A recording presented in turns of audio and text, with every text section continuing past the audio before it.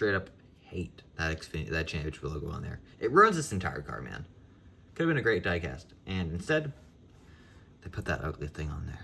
If I was good at making decals and I had a duplicate, I would legit put just a regular 88 on there. Yeah, I'll go into something I want to talk about later on. But anyways, this is Cole Custer's 2023 NASCAR Xfinity Series Championship winning diecast from the 2024, or 2023, NASCAR Xfinity Series season. Yeah, I was just looking at this. This is actually kind of already cracking open now. I don't think I've ever seen a 164 thing do that. Taking a look at the back of the box, I have absolutely none of these diecast, except for now the Gibbs and the Custer. I really want that Alex Bowman. Kind of want that Blaney if it didn't have the dumb logo. Kind of want the Elliott. Kind of want a Deegan. Ben Rose would be okay. And the two late models would also be pretty cool. But okay, we got this one instead. So let's open it up. Well, this came out in 2024, so that's the 2024 Elliott, isn't it? Yeah, I definitely would have wanted that one then. All right, let's get this thing out of the box. I guess I don't have to edit this. Oh, all right. So the reason I said I didn't have to edit it was because I did the little cool feature right there, where the Apple pause. It took way too long to get that feature, but there it is. And now this video has automatically been pushed to being released next week instead of in 2 months when I get all the rest of my reviews published. So yeah, I'm gonna have to start doing like 2 days between reviews because I'm going to Daytona, so I'm gonna be getting a lot more diecast. That means a lot more reviews. So, but then I have university coming up, so I'm gonna just stick to 3 days and just suffer with so many videos in my camera roll. Anyways, let's actually look at this diecast here. I love the Haas colors on these Xfinity cars. Sorry, I just like the 00 Haas paint scheme. It just looks good, always has. Haas on the front end, Ford Mustang, dumb looking Mustang font or mold because they haven't changed it since 2016. That's a nice little detail. That NASCAR 75 logo, I've never noticed that on any other 2023 diecast that I've ever owned. Never have I ever seen that. That might have been just a feature though for these championship cars, of course, because they won on the 75th anniversary of NASCAR championship. I don't know anymore, man. Okay, I'm tired. I got the NASCAR 75 year anniversary, NASCAR Xfinity Series champion logo, Mobile One, Cometic, Lincoln Welders, another logo, 00, HaasTooling.com, 3D Systems, SEM, Haas CNC, Haas, High Point, Mobile One, Fuel, Production Performance or something. They ran that car a couple times. Forever, the Kevin Harvick logo. That's the state of I wish I could tell you. Cole Custer, 3 win stickers. Ford, Haas, Mobile One, and who knows what that last one is. Of course, instead of a 00 on the top, we have NASCAR Xfinity Series champion. HaasTooling.com on the deck lid, and on the rear end you have Haas, GT, Ford, 00, and the in-car camera. So yeah, a couple of noticing differences actually. I never realized that the Xfinity playoff cars apparently they do a blue splitter and a blue spoiler. That could just be for this diecast alone. I don't remember ever seeing the diecast like that. But I also don't think they made a race version of this die. Maybe they did. I don't think they did, because he also didn't win this race, I don't think. Who won it, though? I don't remember.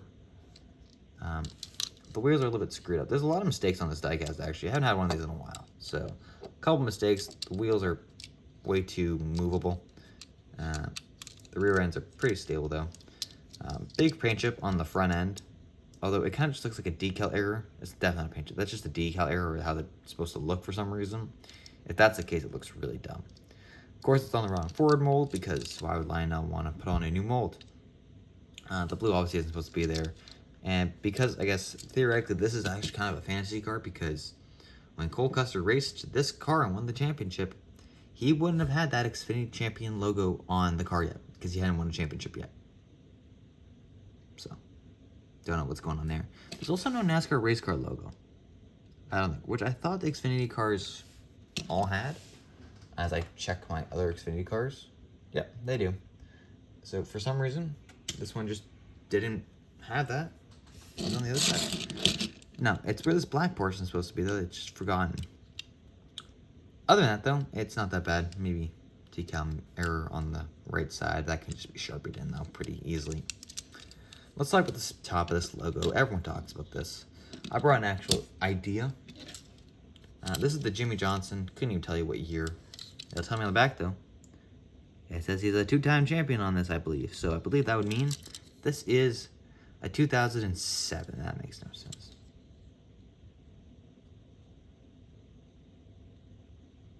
This is 28, doesn't it?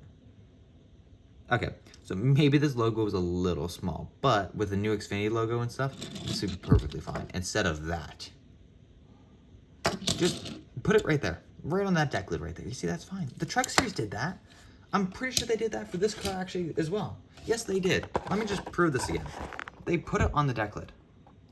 It's back there somewhere because it's not on the top. And that's not a decolor because I'm pretty sure I've seen that truck get reviewed and it hasn't had, it's on the rear end.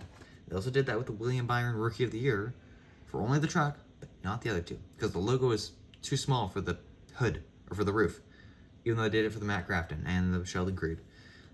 They're inconsistent, okay? But it really annoys me that they don't change that, especially for a car like this, because I don't know if a clean version got released on Authentics. I don't think it did though, because instead, that same year, was it 2024? This was also released in 2024, but later in that year, we got this diecast, which is the Andy's Frozen Custard.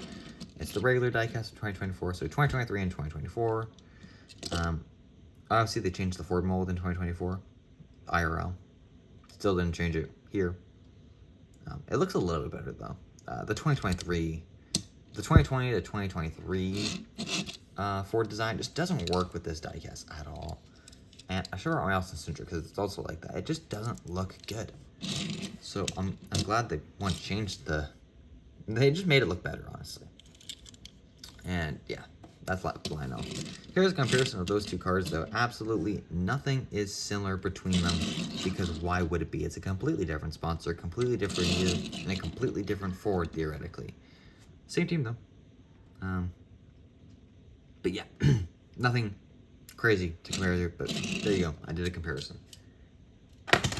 Now he can't be sued, even though I never was sued in the beginning.